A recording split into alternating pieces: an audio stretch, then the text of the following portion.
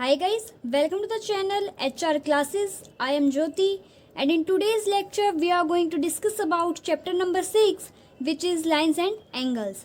And in this lecture we will discuss introduction of this chapter.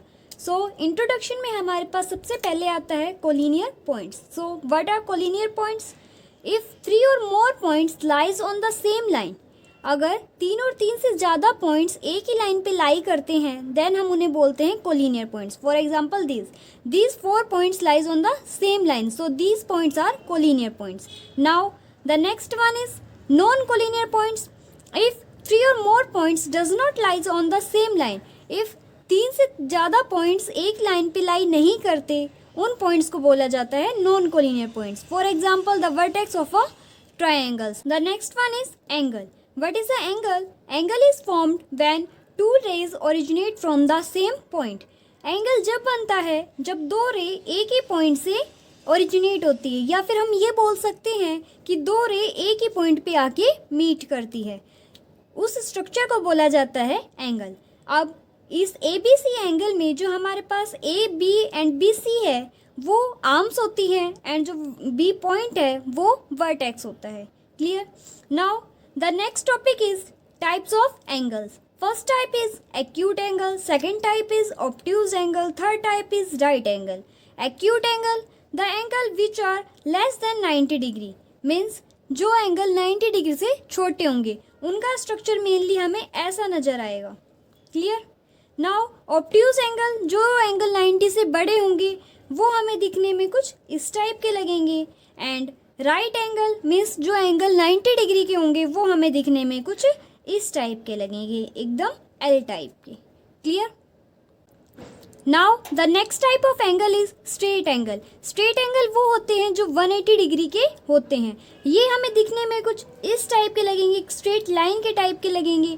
And next one is reflex angle. Reflex angle वो होते हैं जो more than 180 degree होते हैं and less than 360 degree होते हैं. ये हमें दिखने में कुछ इस टाइप के एंगल लगेंगे. मीन्स ये बाहर वाला जो एंगल होगा ये होगा हमारा reflex angle. Clear? Now the next one is complementary angle. Complementary angle क्या होते हैं?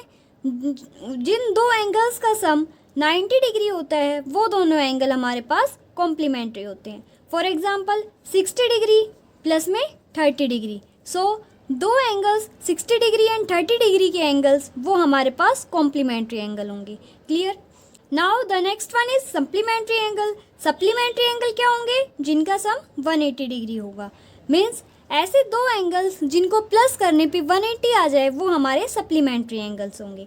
जैसे 60 डिग्री प्लस में 120 डिग्री, इन दोनों का सम करने पे हमारे पास 180 डिग्री आएगा. सो ये दोनों एंगल्स हमारे पास होंगे supplementary angles. Clear? Now the next one is adjacent angles. Adjacent angles कौन से एंगल्स होते हैं? They have a common vertex and a common arm and they non-common arm on the different sides of a common arm. Means ये क्या कहता है कि they have a common vertex. इनका एक common vertex होगा, for example vertex B, and इनकी एक common arm होगी, for example the arm BD. Clear?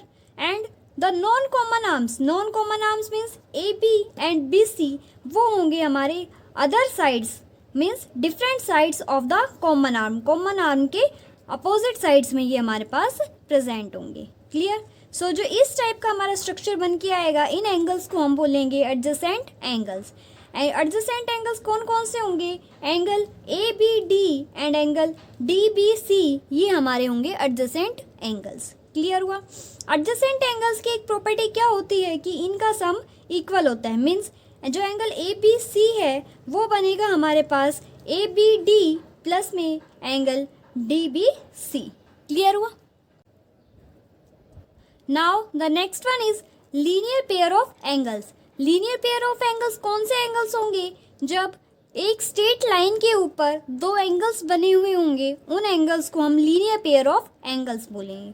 इसकी कंडीशन क्या होती है कि angle A B D plus में angle D B C equals to होना चाहिए 180 डिग्री. क्लियर हुआ? मीन्स जो ये दो एंगल्स है ये एक स्ट्रेट लाइन पे बनने चाहिए.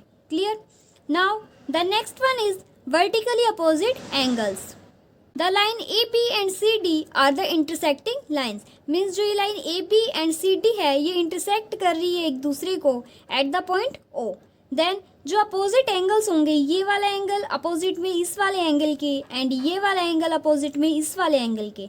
Means angle A O D, angle C O B, ये दोनों वर्टिकली अपोजिट एंगल्स होंगे and angle A O C and angle D O B, ये दोनों वर्टिकली अपोजिट एंगल्स होंगे।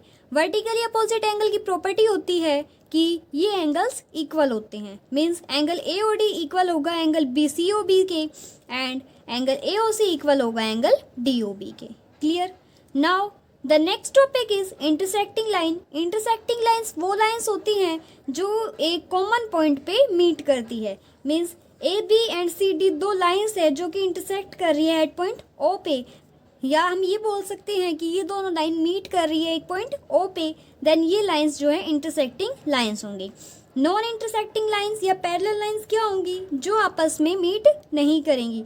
For example these two lines A B and C D, ये आपस में meet नहीं कर रही, आपस में इंटरसेक्ट नहीं कर रही, इसीलिए ये पैरेलल लाइंस होंगी या फिर नॉन इंटरसेक्टिंग लाइंस होंगी। I hope you all understand this introduction and thank you.